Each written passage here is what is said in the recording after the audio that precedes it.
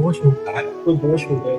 हाँ, ऐसा भी हो सकता है। आप या तो कोई भगवत विधान के विपरीत कोई आचरण कर बैठे, या फिर दोष दर्शन किस है, हाँ, इससे हो जाता है। वैष्णव दोष दर्शन से, किसी संत महात्मा वैष्णव के प्रति दोष दर्शन होने से, जो उनकी कृपा से नाम में रुचि, भगवत मार्ग में रुचि, फिर वो बाधा पड़ जाती है। तो दोष क्यों करे बच्चा? अपने दोषों का त्याग करना है हमें। दूसरे देखो, दोष दर्शन करने से हमें कुछ लाभ तो मिलता नहीं, और हमारा खो जाता है, और हमारी चित्त वृत्ति में मलिनता आ जाती है। तो उसको काट देना चाहिए ना तुरंत। जैसे हमारे मन में आया ये बहुत ऐसा, तो हम तुरंत नहीं, इसमें इनमें भगवान भी विराजमान है, ये बाहरी लीला है, हम तो अंदर के श्री भगवान को प्रणाम, बच जाओगे। वो दोष आप पे लागू नहीं हो पाएगा।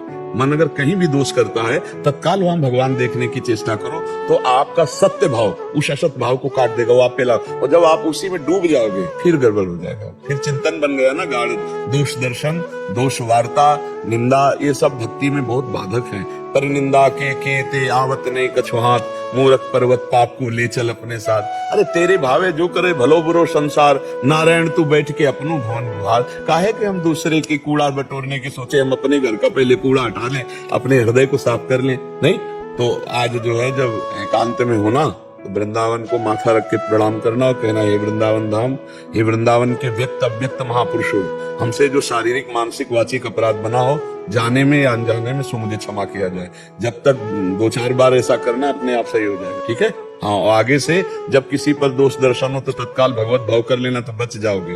वो दोष दर्शन आप पे लागू नहीं होगा। सौरभ जी, गुरुदेव आपके चरण आना पड़ेगा ना, ये तो करना। जैसे वो सेवा करके आए समाज में, वो भी भागवतिक सेवा ही अंदर से है। लेकिन जैसे अब कोई नर्स है, वो विविध प्रकार के, लेकिन जब अपने घर में जाएंगे, तो हमें कपड़ा बदलना चाहिए, हमें स्नान आदि करके फिर हम अपने ठाकुर सेवा। ऐसे थोड़ी कि वैसे कपड़े वैसे ही हम ठाकुर सेवा में लग जाए, ऐसा नहीं। यदि स्नान करा के पुतली को जाते हैं, फिर वही मल मूत्र सब चीजों को स्पर्श करना पड़ता है। हाँ, फिर जब लौट के आएंगे तो कपड़ा वो उतार के रख देंगे, हाथ पैर धोएंगे, जल खींचेंगे, यमुना जल डालेंगे, आचमन करेंगे, फिर सेवा में लग जाएंगे। हम उन कपड़ों से तो, वो तो कपड़े अलग ही होते हैं। मान लो जैसे पहन के जाओ तो इनको अलग रखो, भाई हाथ पैर धोए, आचमन के कपड़े उतार दिए, घर के कपड़े पहने, ठाकुर जी की सेवा में लग गए। हाँ, ऐसा ही करना चाहिए। तो उसमें फिर बाद में संकोच थोड़ी करना चाहिए। हमारी वो सेवा भागवतिक थी, वो हो गई। अभी अपने घर की सेवा में तो वैसे भी चाहिए कि बाहर के कपड़े घर में प्रयोग ना करें। जैसे आप नौकरी में गए, ड्यूटी में, किस किस को छूते हो, किस किस के परमाणु है, उनको अलग रखना चाहिए, और अपने घर के कपड़े अलग रखना चाहिए, ठाकुर सेवा आदि के लिए अलग रखना चाहिए। मतलब आप पवित्रता का निर्वाह करते हो, एक बात कह रहे हैं, लेकिन सामने वाला वो 100 होके सीधे वो इसी कपड़े से आ रहा है, और वो वैष्णव नहीं है, वो भगवत, वो आपसे मिल रहा है, हाथ मिला रहा है, सब कर रहा है। फिर जब आप घर आओगे ठाकुर सेवा के लिए, तो आपको चाहिए कि आप स्वयं पवित्र होइए, पवित्र वस्त्र पहनिए, फिर ठाकुर सेवा में जाइए। ठीक है ना? चाहे गोपाल जी की हो, चाहे प्रिया प्रीतम, ठाकुर तो ठाकुर ही है। हाँ, भाव से करना चाहिए। अध्यात्म में तो कलह नहीं होती, संसार में कलह होती है, अध्यात्म में कलह कहाँ होती है? ये कह रहे हैं कि जब से सत्संग सुनना शुरू किया है, तो अंदर शायद कुछ कला मच रही हो कि ऐसा अच्छा, जब सत्संग, हाँ, ये बात अब समझ में आ गई। जब हम परमार्थ में चलना चाहते हैं, तो गलत भावनाओं में लगा हुआ मन और इंद्रियां हमारी खिलाफत करते हैं, सांसारिक मित्र हमारी खिलाफत करने लगते हैं, यहाँ तक कि परिवार के लोग भी खिलाफ में हो जाते हैं। ये क्या प्रश्न है इसका? आध्यात्मिक कलह क्या है और इसे कैसे दूर करें? हाँ, ये तो बहुत बड़ा, यही तो लड़ाई है ना, इसी से तो हमें युद्ध करना है। देखो बच्चा, बहुत जन्मों से हम अज्ञान के कारण अपने को शरीर मानते चले आए, जो शरीर मिलता गया। अब थोड़ा विवेकवान शरीर मिला है, मानो दे, पर फिर भी अब भी हम अपने को शरीर मान रहे हैं। हमारी इंद्रियां, हमारे मन शरीर के भोग को ही सुख समझ रहे हैं। हम जो देखना चाहें, खाना चाहें, सुनना चाहें, सूंघना चाहें, भोगना चाहें, वो मिल गया, मानो हमारा जीवन बहुत आनंदमय कट रहा है। अब हम ये समझ पाए कि जीवन कटना ठीक है या जीवन का लाभ मिलना ठीक है। तो सत्संग हमें मिला, तब पता चला कि जीवन जी तो रहे हैं, लेकिन किसके लिए जी रहे हैं इसका कोई पता नहीं है। क्योंकि जिसके लिए हम जीवन जी रहे हैं, ये जीवन और ये शरीर, ये सब मिटेगा, आज नहीं तो कल मिटेगा। तो क्या जीना ही केवल लक्ष्य है? हमारा उद्देश्य क्या है? तब पता चला उद्देश्य हमारा भगवान परमात्मा, उसका भजन कर लेना, उसकी प्राप्ति करना। नहीं तो जी रहे हैं, लेकिन जी किसके लिए रहे? बोले खाने पीने के लिए, बोले तो जीने के लिए है। नहीं, नौकरी करते हैं, रुपया कमाते, बोले तो जीने के लिए, लेकिन जी किसके लिए रहे? इसका उत्तर नहीं है। जी रहे हैं शरीर के लिए, जी रहे हैं शरीर संबंधियों के लिए, तो ये तो मिटेगा, ये कोई सत्य वस्तु है नहीं। तो जब अध्यात्म में ये हमें पता चला कि सत्य वस्तु सच्चिदानंद भगवान है, और उनको प्राप्त करना परम कर्तव्य है, और नाम जब, भगवान की चर्चा सुनना ये जब शुरू किया, तो अंदर के जो हमारे काम, क्रोध, लोभ, मोह, मद, मत्सर, ये हमें अधीन किए थे ना, वो सब बिगड़ गए। अब और हमको विचलित कर रहे हैं। अब कोई साथी नहीं मिल रहा। देखो बुरे आचरण में तो साथी मिल जाएगा, लेकिन आप वृंदावन आओ, सत्संग सुनो, भजन करो, ऐसे हाथ मिलाने वाले नहीं मिलेंगे। नहीं, शराब पीने के लिए, क्लब जाने के लिए, नशा करने के लिए, व्यभिचार करने के लिए आपको उपदेशक मिल जाएंगे, सहयोग मिल जाएंगे। जीत जाओगे नहीं, लड़ाई तो है ही, इसमें जीत जाओगे, उसमें हार जाओगे, लड़ाई तो हो ही रही है। जो भजन नहीं करते उनका मन शांत है क्या? उनकी ओवर थिंकिंग बंद हो गई क्या? आप विचार करें, उनका निगेटिव सोचना बंद हो गया क्या? वो तो जल ही रहे। भजन करोगे तो थोड़े दिन का है, जब तक गंदगी तुम्हारी भस्म नहीं होगी तब तक आग जलाएगी। बेमतलब का चिंतन आपके अंदर जलन पैदा कर, नाम जब करो अभी जलन पैदा हो जाएगी। आप देखो, नाम से तो आनंद मिलता है, जलन क्यों होती है? क्योंकि अभी हमारा मन गंदा है, तो उसको ताप के द्वारा पवित्र किया जाता है। सोना को जब गर्म किया जाता है, कसौटी पर कसा जाता है, तो उसका जो दोष होता है वो नष्ट हो जाता है। ऐसे मन के दोष हैं विकार, षड विकार, काम, क्रोध, लोभ, मोह, मद, मत्सर, ये जलेंगे, इसलिए इसको सहन करना पड़ेगा। सहत सहत बाढ़ है भगत इगरे तन गुर हितगार। जो सहन कर गया सो महात्मा, जो टूट गया वो संसारी। तो सहन करना तो पड़ेगा। ये युद्ध तो बच्चा पूरा महाभारत युद्ध से भी बढ़कर है, क्योंकि महाभारत युद्ध में तो कम से कम अक्षोणी सहयोग थे। इधर कौरवों के पक्ष में 11 अक्षोणी, पांडवों के 7 अक्षोणी। वो अपने साथ एक व्यक्ति भी नहीं है। तुम धर्म से चल रहे हो, नाम जप कर रहे हो, भाई तुम्हारा जीवन धन्य। ऐसा तो कोई संत महात्मा ही कह दे तो कह दे, इस संसार में कोई मित्र तो है नहीं जो ऐसा सहयोग दे और ये कहेगा कि ये तो बेकार हो रहा है, अब हमारे लायक नहीं रह गया, ऐसा संसार के लोग कहेंगे। बच्चा हिम्मत करके अच्छे मार्ग को तो जान ही रहे हो कि सत्य मार्ग है, तो सत्य मार्ग में चलो, ये धीरे धीरे सब शांत हो जाएंगे। बस नाम जप करते रहो, जितना नाम जप करोगे और सात्विक भोजन पाओ। देखो आज के सत्संग में था ना, बाजार की चीजें बच्चा सात्विक नहीं है, ये गंदे भाव वाले, गंदे अपवित्र। कैसे जब बंद होने के बाद साबुन लगाता है और रज से हाथ धोता है, ऐसी पवित्रता है, तो अब अपवित्र बच्चा खान पान व्यवहार, उससे बुद्धि खराब होती है, स्वास्थ्य खराब होता है। भोजन सही करो, आपको बाजार का भोजन जो दिखाई दे रहा है शीशों में, बहुत बढ़िया केवल दिखाई दे रहा है। बनने की पद्धतियां बड़ी विचित्र विचित्र हैं, क्योंकि आप पवित्रता का थोड़ी ज्ञान है। वो तो गर्मा गर्म सामने परोस रहे हैं, क्या क्या मिला उसमें, खुली सामाने रखी, कौन सा जीव गिर गया, कौन सा ऐसे बाजार की चीजों को खाना बंद करो। घर में अपने नमक रोटी खाओगे, स्वस्थ रहोगे। उसी पैसे की आप सब्जी ले आओ, फल फूल ले आओ और घर में पाओ। ये बाहर की चीजें हमें लगता है कि धीरे धीरे कम करो और बंद कर दो। अपने घर में जो बन जाए रूखा सूखा वो खाओ, तो तुम्हारी बुद्धि शुद्ध रहेगी, स्वास्थ्य ठीक रहेगा और नाम जप होगा। अब पिज्जा बर्गर खा के भजन तो नहीं होगा, नहीं। तो हमें लगता है थोड़ा तो यार बचना चाहिए, और बचे ना बचे सत्संगी जन तो थोड़ा खान पान सुधार कर लें। बिना खान पान सुधार के बुद्धि शुद्ध नहीं, जैसा खाओ अन्न वैसा बने मन। आवाज अब गंदी अपवित्र चीजें खाओगे, तुम्हारा स्वास्थ्य नहीं ठीक रहेगा, तुम्हारी। और आजकल लोग, वो जवान में इतना स्वाद आता है ना कि फिर रोटी दाल कैसे अच्छी लगेगी। हमें लगता है थोड़ा खान पान सुधारना चाहिए, क्योंकि ज्ञान की बातें करने मात्र से ज्ञान तो नहीं हो जाएगा। जब तक सात्विक भोजन नहीं होगा, आचरण पवित्र नहीं होंगे, तब तक ज्ञान की केवल बातें कर लो, ज्ञान नहीं होने वाला। तो घर का भोजन, पवित्र भोजन, अगर आप ड्यूटी जाते हो 4 पराठा बनवा लो, थोड़ी सब्जी बना लो, उससे काम चला लो। बाजार का, होटल का मत खाओ, ये तो पैसा बहुत लगता है और शुद्ध और स्वास्थ्य दोनों के लिए वो हानिकारक है। आपकी बुद्धि के विचार को दूषित करेगी। आपको पक्का देखो, हमारी पुरानी पद्धति, हाथ पैर धो के फिर बैठ के भोजन जो आया उसे भगवान को अर्पित करके, घर के बड़े बूढ़े लोग हाथ पैर धो, ऐसे दलित भावले हाथ पैर धो के और भगवान को अर्पित करके जय जयकार करके। किसान आदमी घरों में हम देखते थे, जय भगवान की, जय भगवान की, भगवान। कुछ मंत्र नहीं आ रहा, जय भगवान। भगवान तो जान रहे हैं ना, यही तो मिला है ना, यही जीवन का साथ। वो आप बदलो, अपने जीवन को बदलो, अपने खान पान को बदलो, अपने आचरणों को बदलो, तभी आप भगवद आनंद को प्राप्त हो। अंदर, अपने अंदर आनंद है, बाहर कहीं आनंद नहीं है। अगर आपकी गोली लगा दी जाए, कहा जाए हर भोग भोगो, तो बताओ क्या आनंद है, आप नहीं बता पाओ। पूछे क्यों? फिर कनपट्टी में लगाए तो चिंतन तो किसी की बड़ाई या प्रशंसा की जरूरत नहीं होती। अगर जरूरत रखोगे तो चल नहीं पाओगे, फिर ये पक्की बात है। इसमें तो अकेले चलना होता है, इतना तो समझ लो सच्चा मार्ग है। किसी को कष्ट नहीं दे रहे, कोई नशा नहीं कर रहे। अच्छा, आप जहाँ हो वहीं आपको रहना है, जो आप कर रहे हो वही करना है, बस सच्चाई से करना है, नाम जप करना है। और बाबा जी बनना, आपको सच्ची बताएं, बहुत कठिन। महीना 2 महीना का काटना हो तो काट लो, पूरी जीवन काटना है भाई। पूरे जीवन में थोड़ी भी मिस्टेक हो जाए तो पूरे जीवन भर कष्ट सहा, ये कोई नहीं देखेगा। मिस्टेक में एक गांव से भिक्षा मांग के संत जी निकलते थे, तो किनारे गांव के वैश्या रहती थी। उसने कहा बाबा जी तुम्हारी दाढ़ी पवित्र के हमारे बकरे की दाढ़ी कौन सी श्रेष्ठ है। विनोद करती थी वो कि किसी तरह तो बोले। एक दिन उनको लगा कि आज हमारा शरीर पूरा होगा। उनका उस बिटिया को बुलाओ, वैश्या को बुलाया, कहा बच्चा मेरी दाढ़ी पवित्र। क्यों? क्योंकि अब मैं मर रहा हूँ, इसलिए कह सकता हूँ कि मेरी दाढ़ी पवित्र। मतलब अंतिम श्वास तक हमको सावधान रहना है। अगर अंतिम श्वास में भी डिग गए तो पूरा मामला गड़बड़ हो जाएगा। ये साधुता का मार्ग कठिन। अच्छा, गृहस्थ में क्या है? भूख लगी, भोजन पा लिए, जो विकार आया घर में सब उपस्थित है, तो आपको कोई पाप भी नहीं लगेगा क्योंकि गृहस्थ में हो।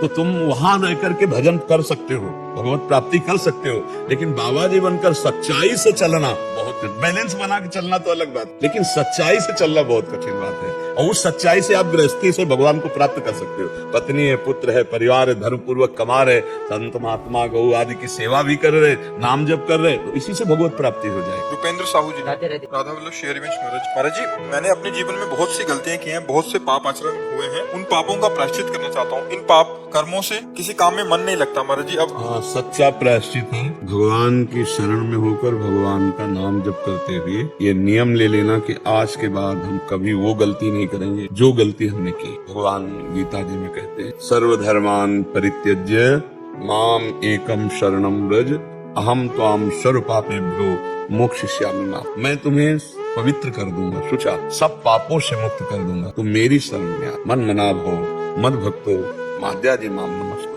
सही रास्ता समस्त पापों से मुक्त होने का है कि हम भगवान की शरण में हो जाएं, भगवान का नाम जप करें, वो हमें पाप से मुक्त करे। अब जैसे छोटे मोटे उपाय आपको कि आप अमुक तीर्थ चले जाएं, आप अमुक पाठ करवा लें, आप अमुक का, उनसे भी पाप क्षीण होते हैं। लेकिन पाप का नाश होना और पाप की जड़, पाप की प्रवृत्ति का नाश होना, तब हमारी बात बनेगी। पाप नष्ट करने के तो और भी उपाय हैं, लेकिन पाप की जड़ भी नष्ट हो जाए वो भगवान के भजन से होगी। नाम जप करो, राधा राधा राधा, जो नाम प्रिय हो, और भगवान के अंदर से शरणा, और वह नियम ही हो जाए कि अब लो नशामी, अब नाम आज तक किया अब हम नहीं करेंगे, तो फिर आप बच जाओ, फिर भगवान संभाल लेंगे। बड़े बड़े हिंसक चोर महात्मा बन गए, बड़े महर्षि बन गए, तो भजन करके आप क्यों नहीं सुधर सकते हैं?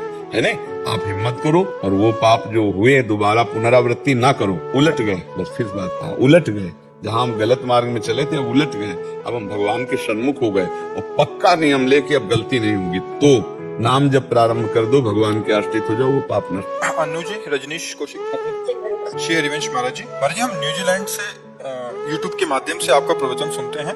हमारे और हमारे दोनों बच्चों में बहुत परिवर्तन आया है। आपका सत्संग जीवन में खाने और पीने का सामान जरूरी जैसा हो गया है। हम वहाँ पर हर शनिवार को घर घर जाकर भारतीय संस्कृति का प्रचार करते हैं ताकि आने वाले इंडियन जनरेशन अपनी भारतीय संस्कृति से जुड़ी रहे। हमने वहाँ पर मंदिर और आश्रम बनाने का भी संकल्प ले रखा और प्रयास भी करते हैं। हम आपका आशीर्वाद और मार्गदर्शन लेना चाहते हैं कि हम वहाँ क्या करें कि हमारी संस्कृति का विस्तार हमारे बच्चों में सदा बना रहे। हमने प्याज लहसुन चाय कॉफी सब छोड़ दिया है, भक्ति मार्ग में और आगे बढ़ने का प्रयास कर रहे हैं। पहले तो खुद मजबूत बनो, मजबूत। कोई तुम्हारी निंदा करे या सम्मान, अपमान, तिरस्कार, इन सब में बराबर रहने की हिम्मत आ जाए। कोई तुम्हें वाह वाह भी कह सकता है और कोई तुम्हें गाली भी दे सकता है, कोई तुम्हारा सम्मान भी कर सकता है, कोई अपमान भी कर सकता है। तो तुम्हारे अंदर इतनी पावर आ जाए अपने धर्म की कि सम्मान हो या अपमान, निंदा हो या स्तुति, तिरस्कार हो या नमस्कार, मैं अपने प्रचार से डिगने वाला नहीं। मैं अपने धर्म का, अपने इष्ट का, अपने भारत देश का यशगान करूंगा, चाहे अपमान हो या सम्मान, निंदा हो या स्तुति, से मुझे कोई परवाह नहीं। पहली तैयारी आपको करनी होगी, और जो आप दूसरों को देना चाहते हो वो आप में होना चाहिए। आप आचरण गलत करो, दूसरों को पवित्रता का उपदेश दो, कभी रंग नहीं आएगा। जब हम वो अपने ऊपर लाएंगे तब दूसरों पे रंग आएगा। और दूसरी बात है कि मंदिर बनवाना या आश्रम बनवाना ये बाह्य बात, हर हृदय की मंदिर की पट खोल देना ये खास बात। मंदिर तो लाखों ऐसे बने जिनमें पानी चढ़ाने वाला कोई नहीं। आपने नहीं देखा होगा, हम तो गंगा किनारे भ्रमण करते रहे तो सब भ्रमण में देखा, बड़े बड़े मंदिर बने, कबूतर बैठे, तो जाला लगा हुआ है, कोई दरवाजा खोल के जल चढ़ाने वाला नहीं, क्योंकि बड़े बड़े महात्मा करके चले गए, वहाँ कोई है नहीं, खंडेर पड़ा है। तो वहाँ मंदिर बनवाना एक अच्छा कार्य है, लेकिन मंदिर की आद्यों पूरी सेवा होती रहे ये कठिन कार्य। मंदिर तो हम कह रहे 10-20 करोड़ का आप बनवा दिए, लेकिन अब जब तक रात दिन सेवा ठाकुर की जो मंदिर में विराजमान है, आप हो तो आप कर लिए, दूसरा आएगा उसका क्या भाव होगा, तीसरा आएगा उसका क्या भाव होगा, फिर चौथा पता नहीं कैसा व्यवहार करें, क्योंकि वो तो मंदिर आदि चीजें कोई एक पीढ़ी की तो है नहीं। हमें लगता है अगर हृदय मंदिरों में जागृति कर दी जाए और सबके हृदय मंदिरों में भगवान, हमारी धर्म की पद्धति जागृत हो जाए, तो इससे बड़ा कोई कार्य। एक आदमी सुधर गया, बहुत बड़ा मंदिर बन गया। एक आदमी अच्छे आचरण करने लगा, बुरे आचरणों का त्याग करके एक सुखी हो गया आपकी बात से, नाम जप करने लगा, बहुत बड़ा कार्य कर लिया। मंदिर बनवाने से भी बड़ा कार्य है ये भूले हुए हृदयों में भगवान की जागृति कर देना, ज्ञान जागृति कर देना, धर्म की, संयम की, पवित्रता की, आचरण की, ये बहुत बड़ी चीज है।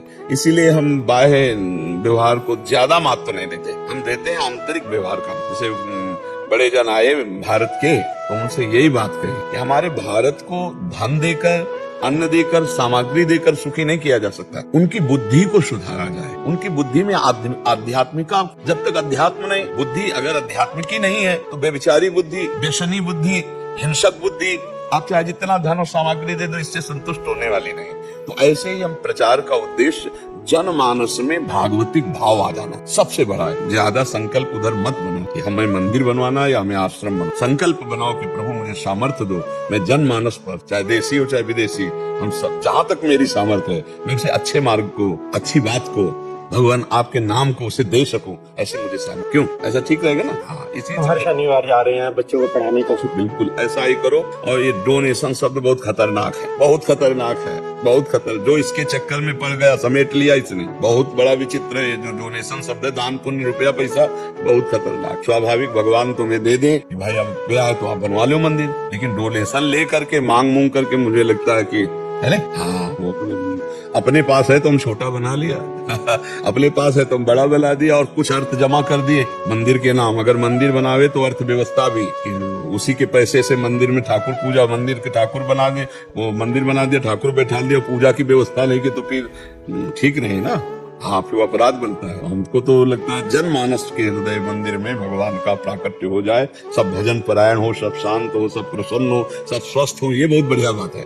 नहीं, हमें किसी से मांगना ना पड़े डोनेशन, और आश्रम या धन के लिए तो ठीक, मांग करके फिर जो किया जाता है वो ज्यादा स्वादिष्ट नहीं होता। हाँ, अपनी कमाई से करे वो बढ़िया स्वादिष्ट। हमने डोनेशन का नहीं सोचा। हाँ बिल्कुल, तो उत्तम बात है, फिर उत्तम बात। हाँ, ऐसे विचारों का तो हम समर्थन कर सकते हैं, लेकिन डोनेशन लेकर हाँ हो। मंजू सिंगला जी लुधियाना से। ना चिंता हो ना बेहो, श्री राधा रानी की जय, मेरे गुरुदेव महाराज की जय। महाराज जी, जब भी हम किसी धार्मिक स्थान जैसे कि मंदिर, दुर्गा मंदिर या शिव मंदिर में जाते हैं, तो मुंह में से श्री राधा वल्लभ, श्री हरिवंश, राधा वल्लभ लाल की जय ही निकलता है। विशेषतः जब शिव मंदिर में जाते हैं, हमसे भूलवश ये कोई पाप तो नहीं है? नहीं, ऐसा नहीं। ये बहुत कृपा है आपके ऊपर से किशोरी जी की, जो आपके अंदर ऐसा भाव आया है। हाँ, कहीं भी हमारी भी दृष्टि जाती तो हम तो बोलेंगे ये ना, राधा वल्लभ लाल की जय, क्योंकि हमारे आचार्य कह रहे हैं सब जगह वही विराजमान है। तो चाहे शिव रूप हो, चाहे राम रूप हो, चाहे हरि रूप हो, चाहे माता रूप हो, सब में मेरे प्रभु विराजमान है। वही एक तत्व है, चाहे उन्हें माता को, चाहे पिता को, चाहे मित्र को, चाहे प्रीतम को। तो हमारे को हमें गुरुदेव जी ने दिया राधा वल्लभ लाल, तो हम ये बोलेंगे राधा वल्लभ लाल की जय, श्री हरिवंश चंद्र जी, राधा वल्लभ श्री हरिवंश। तो इसमें भगवान प्रसन्न होते हैं, इसमें नाराज, क्योंकि भगवान तो एक ही है ना, रूप अनेक है उनके, है तो वही। जिस नाम से भजो उसी नाम से अनुभव करने में आते, इसलिए आप बहुत सुंदर, इसमें कोई अपराध नहीं है। अपनी निष्ठा को पुष्ट रखना चाहिए। कर दुर्गा मंदिर या शिव मुंह से नहीं आसी ना, राधा वल्लभ की लाल की जय, ये कोई नहीं, कृपा है, कभी कृपा है तभी निकलता है। और जहाँ जुड़े हो, मान लो आपने जरा भाव किया है, तो यहाँ वही चल रहा है तो वही आएगा। ब्लूटूथ सिस्टम जैसे होता है ना, तो अपना तो जैसा आपका भाव होगा वैसे आप घसीट लोगे। तो आपके अंदर भाव है तो राधा वल्लभ जी की कृपा हुई तो बहुत सुंदर, इसमें कोई अपराध नहीं है, इसमें कोई दोष नहीं। एक राधा नाम का पाठ करते हुए ना, आंखों से पानी बहता है शिवधर्म। हाँ, हाँ बढ़िया है, पर इसे ज्यादा प्रकाशित मत करो, दूसरों को जनाओ मत, नहीं तो हो सकता है घाटा लग जाए। फिर जितना भक्ति का अनुभव होता जाए उसको छुपाता चला जाए। भक्ति छुपाने से बढ़ती है, छपाने से घट जाती है। अपने लोगों का मन कहता है हमारी भक्ति छप जाए, लोग जाने तो अच्छा है, तो लोग ही जान जाएंगे, हरि नहीं जान पाए। और अगर हरि को जनाना है तो सर्वज्ञ हो, सब जानते हैं, लोग ना जान पावे, और अंदर ही अंदर खूब भगवान से प्यार करो। आंसू आना तो भगवान की कृपा का। गुलशन राम जुगाड़। राधे राधे महाराज जी, आपके चरणों में कोटि कोटि। महाराज जी, मन प्रभु श्री राम जी के चरणों में उतना व्याकुल क्यों नहीं रहता जितना हनुमान जी, भरत जी, तुलसीदास जी का रहा? कब होगा राम जी का दर्शन? क्या उनके दर्शन भी उनकी कृपा से चाहिए? देखो, पर उनकी जीवनी तो देखो ना, प्रभु के लिए कितना समर्पण है, कितना त्याग है। हमें उतना समर्पण नहीं है, उतना त्याग नहीं। ये तो हम भी वैसे ही रोने लगे, हम भी वैसे ही विकल हो जाए। अभी कोई है हमारा प्रभु के सिवा कोई प्यारा है? वस्तु व्यक्ति स्थान खोज लीजिए। भरत जी महाराज ने जे ही सुना कि माता कैकेयी जी ने मेरे को राज्य और मेरे प्राण प्रीतम भगवान को 14 वर्ष का वनवास, तो जानते हो क्या कहा था? परम प्रिय माता जी को कहा था, पापिनी आज के बाद कभी तुझे मां नहीं कहूंगा और कभी तेरा मुख नहीं देखूं। मेरे प्राण प्रिय भगवान को 14 वर्ष का वनवास दे दिया, मुझे कलंकित कर दिया, आज के बाद कभी मत। और कभी भरत जी ने माने। और फिर देखो राम जी को वापस लाने के लिए गए, जब राम जी ने ये कह दिया कि जैसा भरत का है, तो फिर कहा जी विधि प्रभु प्रसन्न मन हुई, करुणा सागर कीजिए सो। और कहा जीने का सहारा दे दे, तो भगवान ने पादुकाएं दे दी, सिंहासन पर विराज। आप कैसे रहे? चक्रवर्ती सम्राट के पुत्र हैं, पूरा राज्य उनके अधिकार में है, लेकिन कैसे रहे? आप जमीन खोद करके उसमें कुछ डाल करके आप कैसे रहे? भगवान के लिए सब भोगों का त्याग करके आयुष मांगकर पादुका से पूरा चक्रवर्ती सम्राट महाराज के राज्य को देखना, और आप कैसे अपना जीवन कठोरता पूर्वक, तब वो प्रेम। हनुमान जी राम काज कीन्हे बिनु मोहि कहाँ विश्राम, हर